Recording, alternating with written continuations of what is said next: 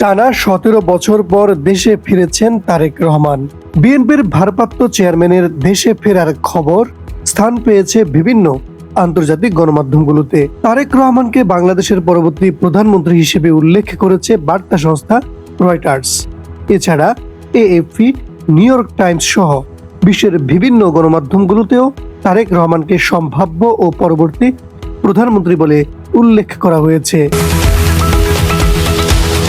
আন্তর্জাতিক সংবাদ সংস্থা রয়টার্সের শিরোনামে বলা হয়েছে, নির্বাচন শেষে দেশে ফিরলেন প্রধানমন্ত্রী পদে অগ্রগণ্য নেতা। প্রতিবেদনে বলা হয়েছে, আসন্ন জাতীয় নির্বাচনের আগে দীর্ঘ প্রায় ১৭ বছরের নির্বাচন কাটিয়ে বৃহস্পতিবার দেশে ফিরেছেন বাংলাদেশ জাতীয়তাবাদী দলের বিএনপির ভারপ্রাপ্ত চেয়ারম্যান তারেক রহমান।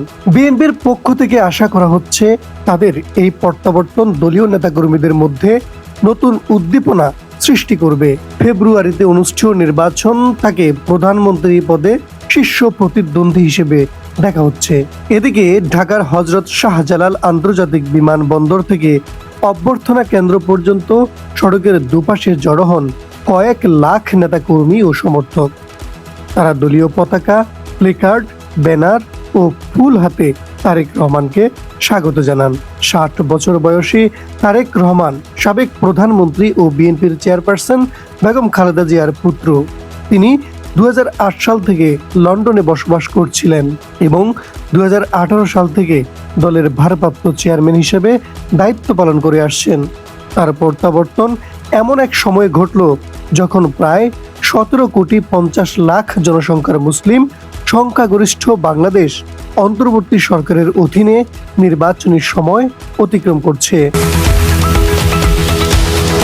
হালকা ধূসর চেক ডিজাইনের ব্লেজার ও সাদা শার্ট পরিহিত তারেক রহমান বিমানবন্দর থেকে বেরিয়ে জুতা খুলে খালি পায়ে বাংলাদেশের মাটিতে পা রাখেন এবং এক মুঠো মাটি হাতে তুলে নেন, যা তার প্রত্যাবর্তনের প্রতীকী মুহূর্ত হিসেবে দেখা হয়।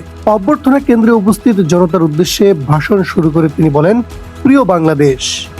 তিনি সব ধর্মের মানুষের ঐক্য ও নিরাপত্তা নিশ্চিত করার অঙ্গীকার করেন। এদিকে বার্তা সংস্থা এএফপি শিরোনামে বলেছে, সম্ভাব্য প্রধানমন্ত্রী তারেক রহমান বাংলাদেশে পৌঁছেছেন। খবরে বলা হয়েছে, ১৭ বছর নির্বাসনে থাকার পর বিপুল সংখ্যক উচ্ছ্বসিত সমর্থকের সংবর্ধনার মধ্য দিয়ে বাংলাদেশে ফিরেছেন সম্ভাব্য প্রধানমন্ত্রী ও প্রভাবশালী রাজনৈতিক নেতা তারেক রহমান। বিবিসি বাংলা তাদের শিরোনামে বলেছে, ১৭ বছর নির্বাসনে থাকার পর দেশে ফিরেছেন বাংলাদেশের প্রধানমন্ত্রী পদপ্রার্থী। খবরে বলা হয়েছে, ১৭ বছর নির্বাসনে থাকার পর জাতীয় সংসদ নির্বাচনের আগে দেশে ফিরেছেন বাংলাদেশের পরবর্তী প্রধানমন্ত্রী হওয়ার পথে এগিয়ে থাকা তারেক রহমান। অন্যদিকে আল জাজিরা তাদের শিরোনামে বলেছে, বাংলাদেশের বিরোধী দলীয় নেতা তারেক রহমান ১৭ বছর নির্বাসনে থাকার পর দেশে ফিরেছেন। খবরে বলা হয়েছে, দীর্ঘদিন বাংলাদেশের ক্ষমতায় থাকা পরিবারের উত্তরাধিকারী এবং দেশের প্রভাবশালী বিরোধী দলের নেতা তারেক রহমান প্রায় ১৭ বছর নির্বাসনে থাকার পর দেশে ফিরেছেন।